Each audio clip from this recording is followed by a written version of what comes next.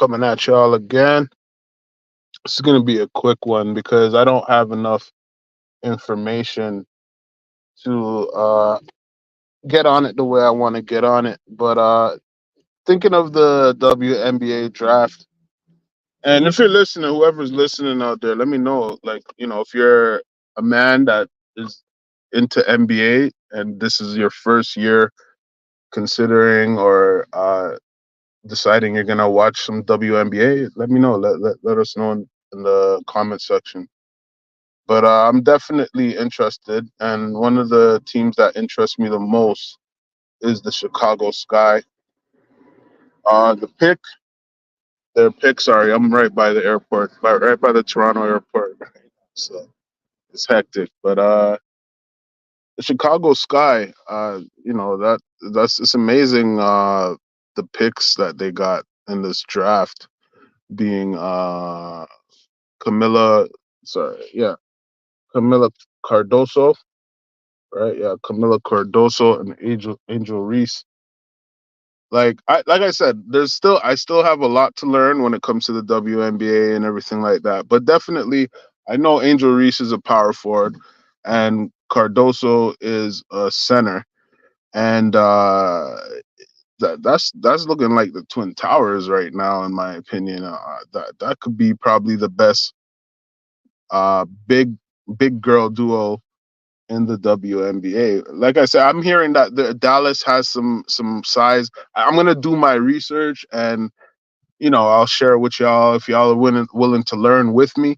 That's what we're gonna do. But I heard there are other teams that got some big girls on their teams, and like I said, I'm coming from the college, right? So I watched most of these women play in the college. So I seen Cardoso play for South Carolina that won the championship for the women's NCAA. And I also seen Angel Reese when she was playing for LSU. I did see the battle between Angel Reese and Cardoso too. They had a real intense battle in their college career. So if you should go back and look at the highlights.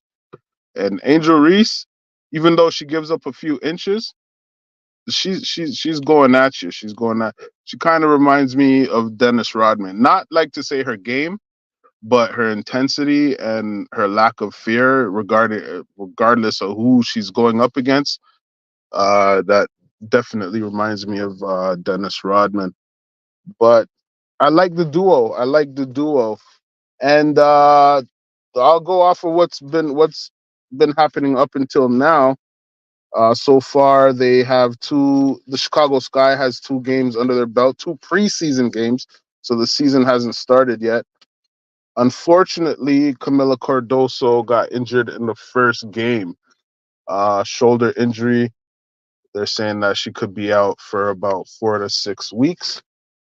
So that's a blow. That's a tough blow. I can't remember. I think they said she's going to end up missing about 13 games. So that's a lot of games. That's a lot of games, especially for her rookie career. She needs every bit of that. So she's going to be missing out. Cardoso actually spoke about her injury, and she got a little emotional about it. Shows you that she understands. She understands how tough of a blow it is to get injured at this point of her career. I feel bad for her, right? But she's a fighter. I think she'll get through it, get back on the court. But in the first game, she did play. She did get what? She got 6 points, 4 rebounds, 1 assist, 1 steal, 2 blocks in 13 minutes of playing time. So it's not bad. That's not bad, right? It's not bad. Let's say if you double that up to like 26 minutes, that would be, if you double her numbers, 12 points, 8 rebounds, a few assists, maybe 2 steals and 3 blocks. Right, she's gonna get a lot of blocks. And from what I'm seeing with the Chicago Sky, I'm hearing that they've been big on defense even before they picked up the rookies.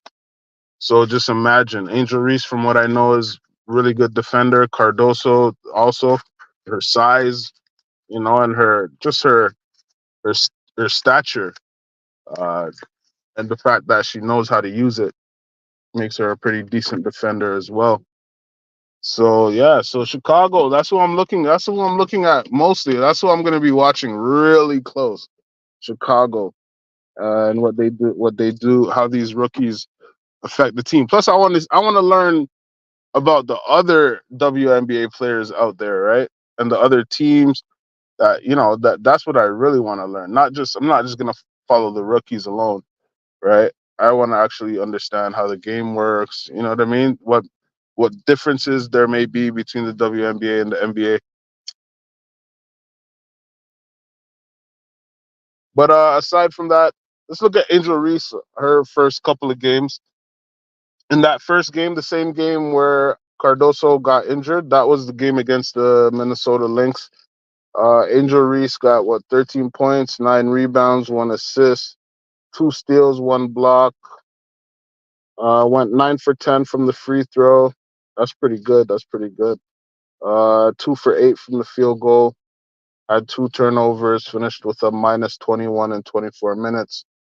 That was the first preseason game. The second preseason game, 13 points, 5 rebounds, 1 assist, 2 steals, 0 blocks, 6 for 10 from the field, 1 for 1 from the free throw, 0 turnovers, plus 32 in 19 minutes. So, it's just preseason, and I didn't get to see a lot, but from what I've seen, she looks pretty good out there. Her positioning, and what really strikes me is the look. She has a intense look that like that shows she's ready to learn. She's soaking up everything, and that's to me what could be her number one attribute. Because if you add that with what she has already, that only says that she's gonna get better. She could only get better from here, in my opinion. The only thing that could stop her, and I don't even want to put it on her, but every it happens to the best of them, injuries, right? And again, she doesn't look like the type to get easily injured. We've talked a lot on this channel about injury-prone players.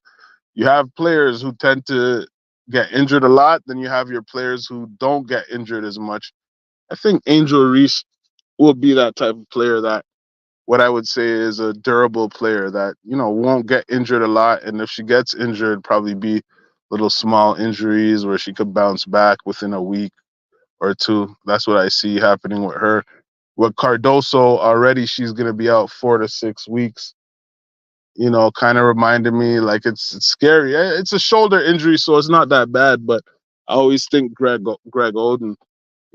Greg Oden started off his NBA career with injuries and just never recovered. Um, I don't want to put that on Cardoso. Hopefully, that's not going to be her. What happens in her with her legacy? Uh, they need both of them. I want to see both of them play, but it's unfortunate that is going to start off missing 13 games because I really want to see how the duo play, and I want to see what other duos. I heard Dallas, what was it, the Dallas Wings. I heard they got a big, two bigs that are pretty dangerous too. So I'm gonna have to do my research on that. But yeah, I mean, I like these two. I like these two. But in LA, who did LA got? I think LA got 2 players.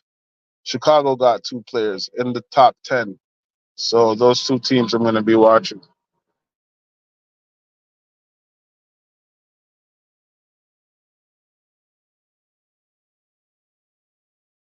Yep. So yeah, that's probably about it. But aside from that, about the WNBA, just gonna keep it real. Like there was a time where it was hard for me to watch the WNBA, but watching the college basketball, the women's college basketball, it looked a lot more advanced than from what I used to see, and it made me think, hey, maybe the WNBA season might be pretty interesting as well.